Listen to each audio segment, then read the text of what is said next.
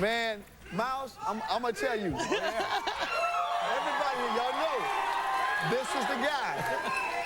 I'm going to tell you, man, every album you ever got. I see you all the time. I never get a chance to gush. I'm going to gush on TV. Thank you, man. I was so affected by the albums you did, man, and the comedy. I still think there has not been a funnier comedy duo. We sit and look at these tapes and go like, man, no one picked up the gauntlet. When you two were gone, nobody picked up the gauntlet. It was some funny Thank you very much, funny man. stuff, Thank you. man. Appreciate it, man. Funny stuff. It's you know, the thing is, it's hard to be a duo because you have to compromise so much. You know? A lot of comedians don't want to. They want to, do their thing, and that's it. But you have to kind of meet somebody halfway and give up. And a teamwork is a hard thing to put together. It was good, man. Y'all were good. Matter of fact, everybody keeps talking about the Cheech and Chong reunion, but I can't. It's hard to go back. I even know myself. It's hard to go back. Cause like Bozo and I used to work with Bozo.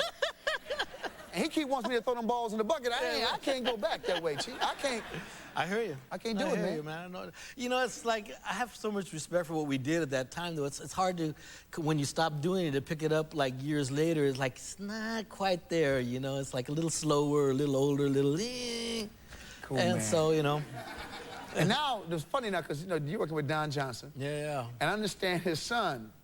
His son asked you because a lot of the early Cheech and Chong movies, there was some drug usage. There was some. It was all stunt dope, though. A lot of stunt dope. It wasn't real dope. Man, wasn't real no, the best one was the dope house that y'all drove. The dope mobile. But the funny thing is, this is the funny thing. I didn't get high. Yeah. And I still cracked up watching. It was just about the humor. It had nothing to do with the drugs. Well, the drugs had some folks. It was just the funniness of it, man. I have a 12-year-old boy, and I watch him. He's discovering the records now, Oh, no. I'm watching him. He's down there doing the dishes, and he puts on the records, and I see what he laughs at, and he laughs at the same thing, the stuff that's funny. How do you make that funny voice, don't understand anything about dope yet. Has he asked you, now what you gonna do? You did all these jokes about dope, and your son's like this. Dad, man, something. I'd be very truthful with him and lie my ass off, man.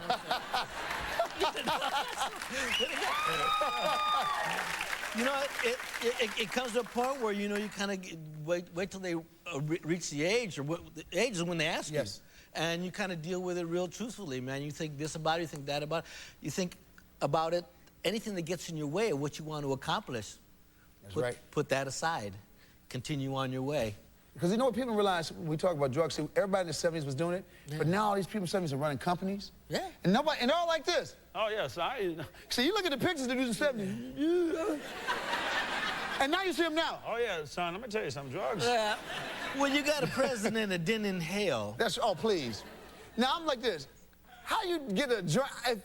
If he did inhale, he has lung capacity that no man has ever had. How you go like this? It's here, but I don't have it. Somebody forced smoke into his mouth. He'd been better off just saying I did dope. No happens. He'd have got more votes. People believing in you. Just saying that you smoked it. And that's not saying that it's right, but at least don't say I had it, there was something in my pocket, but I never got a chance to bust it open. Yeah, exactly. I mean, that always said to me, doofus, why didn't you?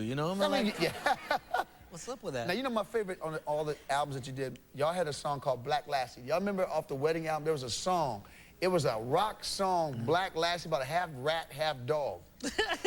But it had a guitar riff. Can you give me, it was like, Carl, give me some of that wah-wah. Can you give me some of that Wah-wah Watson. It was that wah-wah thing, man. Yeah, it's Wah-wah Watson. He was famous. You don't get no more wah-wah now. No, man. No one uses wah-wah anymore. I think they ought to bring that back, man. Man, you can bring that back, Toshi. Wah-wah, we can bring it back. Not right now. Got you. I had to do it, man. I had to get it. Now, I'll tell you, I know you're getting away from that image. Like, right now, you're doing, gosh, man, you're playing the cops, all the movies. Yeah. It's almost like a totally different guy. Oh, but I'd like to show a clip for the young folks who didn't get a chance to see it. Sandy, can we show the clip?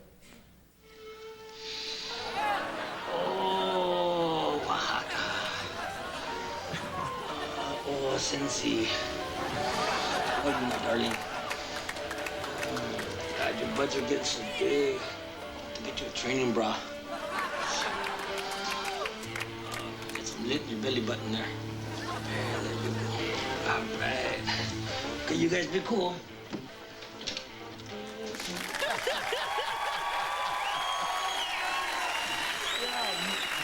I remember I wrote that scene myself. Now, I understand you guys used to work with, like, hardly no script. You guys would just go out each day and... Yeah, well, we kind of knew what we were going to do, you know, because we'd been working together for so long. By the time we hit movies, we'd been working together for 10 years. Every night. We used to do 200 to 300 nights a year out on the road, Jesus, plus man. albums, I mean, for 10 years, you know, so we were always together. And so we knew, we kind of had an outline of what we were going to do, so we would just kind of, okay, Tommy, let's do that bit. Okay. And we'd tell the guys, the camera guys, okay, set up here, and then we'd kind of clue in the other actors if there were any, and we just go along. I mean, we had a studio actually budget a 3-page script. Are you serious? Yeah. We sat down with a guy at a table. How'd you get somebody? Because you can't do that now. No, it was good. But we were on a roll. We had a bunch of hit movies in a row. The guy comes and says, okay, we want to make your next movie. And so could we give him this 3 pages with kind of list of scenes on it? And she goes, okay, well, you're going to be here for about 3 days. And you'll be here about 2 days. What do you think about it? A day and a half for that? Okay, blah, blah. 3-2, what do you say? And he budgeted a 3-page script because they knew how much they wanted to spend on it. Man, that was cool, bro. Yeah. Now, you go back on the road again? We're going to get a chance to see some of that comedy, man? Nah. Oh, man. Nah, I'm too old and slow, man. Man, please, man. That's when it's the best, brother. No, man. Because all the voices, man, the voices, I'm tripping. I could not match the voices. I used to try to do the album, I couldn't match the voices. That was so much fun doing those voices because it's like I do animation now. I've done Lion King and Oliver and Company. The dog and Oliver. Oh, man. Oliver. No, man, the Chihuahua was down in Oliver, man.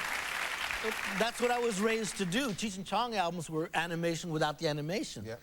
And it's a particular art form. It's like carving with a chainsaw, you know. It's like the thing is, it's real big. You have to create this real big but subtle character out of just your voice, and it's all about energy. And no matter how frenetic or how loud or how energetic I make it, you go to the screen and go, I should have been bigger there, man. You know, it's like, cool, man. Because it's a very subtle art form, but a very obvious art form at the same time. Well, brother, man, thank you, man. Sinbad, I love the album. I like what you're doing now.